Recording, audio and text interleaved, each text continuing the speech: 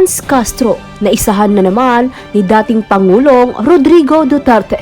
Inisnab ni dating Pangulong Rodrigo Duterte ang ipinadalang summon ng Quezon City Prosecutor's Office para dumalo sa unang preliminary investigation sa kasong isinampa laban sa kanya ng kinatawan ng Alliance of Concerned Teachers at House Deputy Minority Leader Franz Castro nitong Lunes. Narito ang buong detalye ating panoorin. Nagpalakasan ng sigaw ang mga supporter ni dating Pangulong Rodrigo Duterte at mga makakaliwang supporter ni ACT Teachers Party List Representative Franz Castro sa Quezon City. Yan ang sigaw ng Solid DDS o Digong Duterte supporters sa harap ng Quezon City Hall of Justice. Ang kanilang pinaringgan, mga progresibong supporter ng ACT Teachers Party List. Nasa QC ang dalawang grupo Lunes ng hapon December 4 sa preliminary hearing ng kasong isinampa ng ACT Teachers representative na si Franz Castro laban kay dating Pangulong Rodrigo Duterte. Pero sa kasagsagan ng picket protest ay mag-isang sinagot ng pro-Duterte vlogger na si Dan Chan ang mga makakaliwa.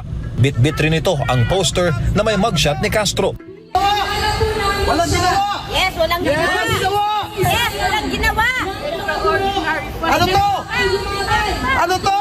Ano na status ng kaso ni Franz? Anong status ng kaso na to? Si Castro ay kabilang sa mga nahuli noong 2018 sa bayan ng Talaingod, Davao del Norte dahil sa bit-bit na 14 na minor de edad na wala umanong paalam sa mga magulang. Ikinulong sila sa Talaingod sa mga kasong kidnapping, child abuse at trafficking pero nakalaya rin matapos makapagpiyansa.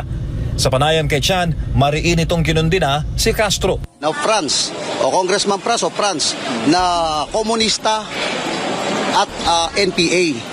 Ang tanong ho ng taong bayan, kayo po ba yung Franz na NPA at komunista? Yun lang ho ang tanong namin eh. Nagugat ang kaso ni Castro laban sa dating Pangulo dahil sa pinagbantaan raw nito ang buhay ng mga kaliwang kongresista sa kanyang programa sa SMNI, Nagikan sa Masa para sa Masa. Pero para kay Chan at sa milyong-milyong supporters ni dating Pangulong Duterte, Yun lang ho ang tanong namin eh. Kaya kayo, kung tatanggapin po niya na siya po si Franz na NPA at komunista, marami ho mga kapulisan dito. Ulihin niyo na ho. Hindi ba inuhulat ang mga NPA? Dalawang bagay lang yan. Kapag dinina niya, bakit pa siya nagpalang kaso dito? Kung tatanggi niya na, kasi ang binanggit po ng ating mahal na Pangulo, dahil Pangulong Rodrigo Duterte, ay yung Franz na NPA at komunista. Di ba? Maliwanag po sa gikan sa masa para sa masa. Now, ang tanong ko, siya ba ang NPA na tinutukoy at komunista? bukod kay Chan, dumayo rin ang mga taga-Citizens Coalition for Transformation Movement.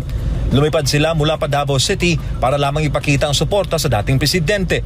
Hindi naman nagpatalo ang Duterte supporters sa noise barrage ng mga makakaliwa at buong tapang na hinarap ang mga ito sa mapayapang paraan.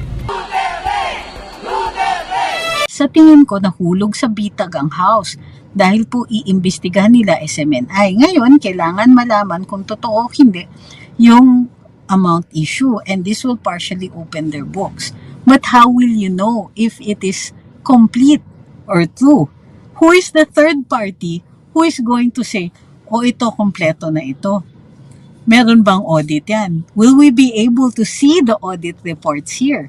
Will we be able to see specific instances of kailan ginamit ito, kailan na-disburse ito, sino ang gumastos, was the speaker simply disbursing from his office and therefore hindi siya mismo ang gumastos, and so on. Will we even get the real or the whole story? Saan daw po makikita ng public yung expenditure ng House? Sa COA po ba? Probably not. But the COA is required to check on the expenditures. Yung mga requirement of publication and so on is, if I'm not mistaken, a requirement doon sa panig ng executive. Ang tanong, pareho ba ng standards ang sa executive at sa legislature?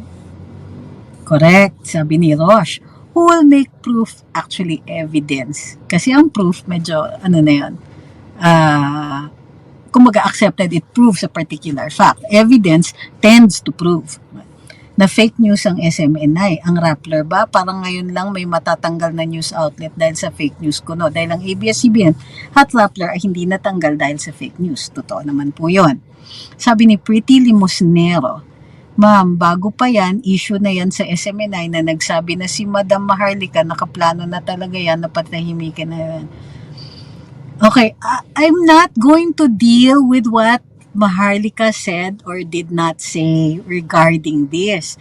Ano po ang value niyan sa discussion natin? Ang pinag-uusapan natin ay ang grounds. Siyempre, nire-respeto natin si Madam Maharlika dahil ang galing-galing ng sources niya at alam niya ang mga pangyayari that are already being planned. Ang pinag-uusapan namin dito, Madam, ay yung mga grounds at kung mayroon itong basehan sa ating saligang batas.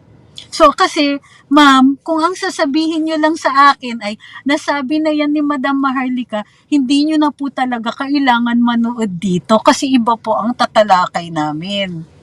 Okay? Hindi ako nakikipagkumpetensya sa kanya. Mahal natin si Madam Maharlika. Kaya kung nandito lang kayo para sabihin na nasabi na ito ni Madam Maharlika, Madam, hindi nyo talaga kailangan na kasi napanood nyo na. So, ang ano ko dito is, maraming tao na gumagawa ng conclusion na gusto nga nilang patahimikin o mawalan ng plataforma ang ilang mga taong nag-o-oppose sa administrasyon o sa ilang mga polisiya ng administrasyon or even in particular sa ilang mga public officials natin. So, para sa akin, valid naman po ang opinion na ganon kasi ang nakikita natin ay nasi-single out ang SMNI sa kanilang pagkakamali, quote-unquote ha, kasi papatunayan pa yan. Kailangan patunayan na mali sila.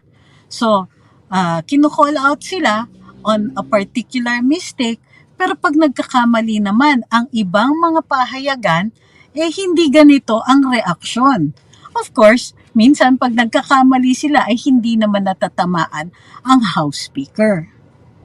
Sabi ni Dina, kung gusto lang ng gobyerno yung ibig lang nilang marinig na pabor sa kanila. Simple lang yon ang dahilan. Hindi nila iniisip na bukas na ang isip ng mga tao.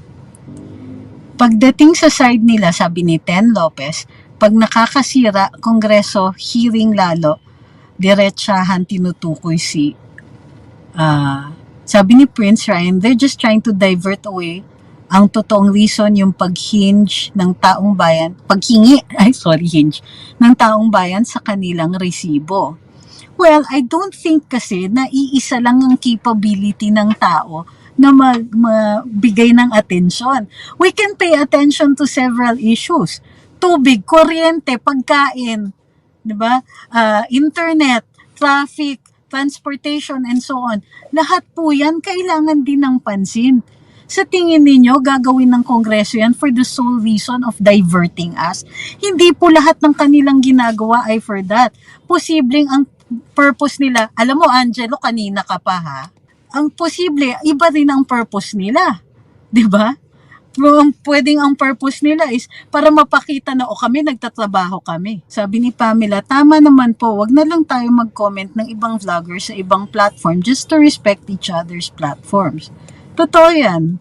Kahit paano, laki na itulong ng SMNI, sabi ni Ma'am Anita, sa pagpabango ng image ng mga Marcos na kabaligtaran sa mga ginawa ng mainstream media. Alam mo, totoo yan. Kasi ang laki ng tulong nila during the presidential campaign, di ba? Sabi ni Alfredo, kung totoo man ang balita ng SMNI tungkol sa speaker, is ampalaya ang resibo. Papalag talaga ang Kongreso kung hindi totoo kasi nagugulpi sila ng husto. Sa bagay, tama din naman po kayo. Pero sa totoo lang, whether true or not, gulpi sila. Sabi ni Letlet, fake news, sabi patunayan nila sana para magkaalaman. Open the book para maliwanagan ang lahat matapos ang haka-haka ng mga taong bayan.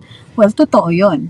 Ito, sabi ni Saliano, ang purpose nila is takutin ng mga tao o mga nag-iingay laban sa kanila na capable silang patahimikin.